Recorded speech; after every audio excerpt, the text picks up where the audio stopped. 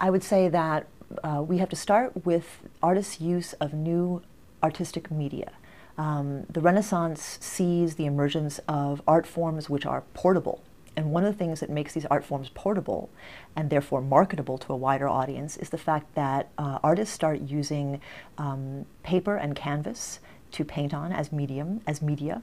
Moreover, the development of new painting technologies, the use of oil paints becomes possible. This starts in Flanders in the Netherlands and is actually exported to Italy, so it doesn't start in Italy, it actually comes to Italy. And oil paints make it possible for artists to correct mistakes in their work, to work more slowly, to work more carefully, to play with light and shadow. So artists can start doing really interesting, cool effects with their art. But because they're painting on paper or canvas, those artworks are not tied to huge buildings like churches, and they can be done on spec by an artist. You can buy your own materials. You don't have to wait for a commission. And you can then paint a picture which you then market to the highest bidder. Whereas if you are a sculptor or a painter who usually works for a cathedral, you have to wait for the bishop to build the cathedral and then you get to decorate it. So that's one really important thing. The other thing we can point to is the existence of a plethora of new political powers, from princes to independent cities, all of whom are aspiring to aggrandize themselves, to beautify themselves, and they all want to show that they are the arbiters of taste. And each of them wants to hire artists to beautify their town halls or their palaces.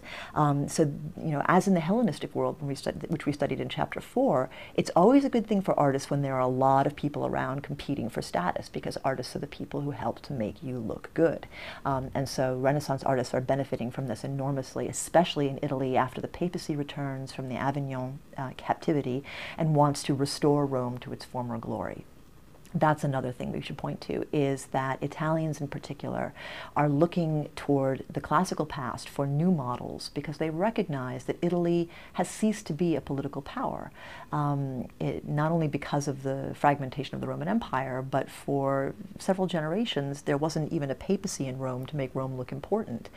And looking back to the classical past and adopting those models was a way of possibly tapping into the power of the classical past, the time when Rome was great.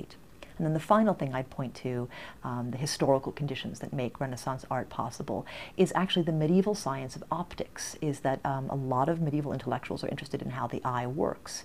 And one of the things we associate with Renaissance art is the one-point perspective of Renaissance painting, which tries to simulate depth and three-dimensionality even in two dimensions. And that's made possible by the science of optics. And it means also that the viewer is privileged, that the viewer needs to stand in a particular place vis-a-vis a painting or a building and to get the full effect of that.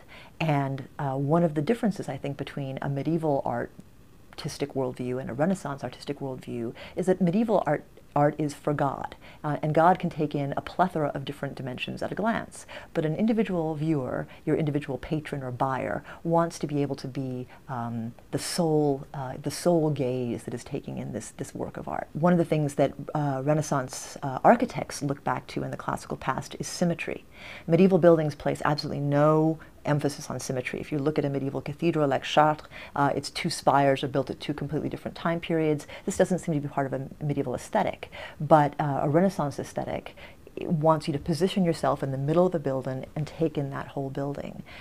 It also means that buildings are built to a human kind of scale. So St. Peter's Basilica in Rome, which is actually the largest building in the world when it's built, and in fact may still be as far as I know, looks quite small because one-point perspective makes it actually look as though it is built to human scale. And so if you go into a medieval cathedral like Reims or Chartres, you feel very small. But if you go into St. Peter's, you actually feel like it's pretty cozy, even though it's enormous, because it employs this type of perspective.